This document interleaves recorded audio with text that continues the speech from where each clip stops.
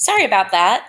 So anyway, we talked about asepsis is cleaning anything on the skin. Disinfection is cleaning stuff like a stethoscope or a table or a chair or a wall or something that's not alive. Sterilization is very specific, and its definition is to remove all microorganisms, so that means dangerous and non-dangerous, or pathogenic, non-pathogenic, from a inanimate object. So not alive, remove all organisms, and there's different ways to achieve that we don't need to cover right now in this little quiz review. Next, we have which is considered normal flora. Normal flora are our normal bacteria, the ones that live in our bodies and do not make us sick. So we're going to go non-pathogen with that. When thinking about the chain of infection, polio would be considered, let's think too. Polio is not a host because a host is a person or an animal. A portal of entry is the hole it gets into. A causative agent is the disease itself, so that is why polio is the causative agent, and it is caused by a virus, and we're very lucky that it's considered eradicated in the United States.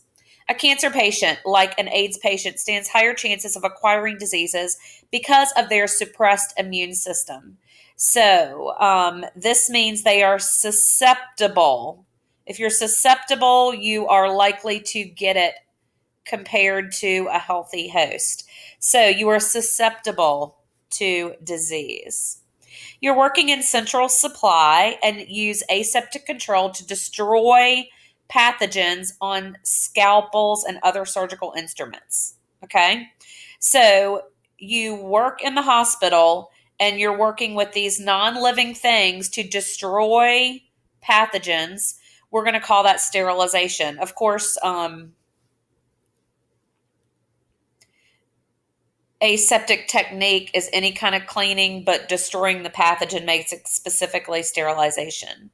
Hospital employees must wash their hands, and washing our hands to prevent the spread of infection after somebody's been admitted. We don't want them to get a nosocomial infection. So if you didn't have it when you checked in, the hospital gave it to you, unfortunately. The most common nosocomial or hospital-acquired infections are bladder infections, infections from central IV catheters, and pneumonia from people that have been on ventilators. Which type of microorganisms grow without oxygen? A or an means without or lacking. Aerobe is oxygen. So we're anaerobic, no oxygen.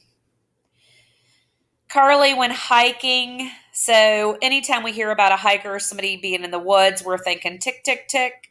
In a test question, she has a raised itchy rash. She probably got bit by a tick that had a ricket or rickettsia in it. Rickets and rickettsia can be used synonymously. Marcus has a staph infection on his right arm. We don't want to touch Marcus because we could get the staph infection. That makes it contact precautions. Okay, a NICU nurse has a hordeolum. A hordeolum is a sty in your eye. The actual sty or the infected hair follicle contains bacteria, and any baby in the NICU is very susceptible to any infection. So we want to keep people home that have styes in their eye or a local infection. It's only in the eye. It's not all over their body. And I see where people would choose endogenous. I mean, actually, it's usually I'm sorry. I can see where you might choose endogenous because it didn't say the source of the infection, but it's actually an exogenous infection because it probably came from the environment. Jamie has a cut on his arm and needs stitches.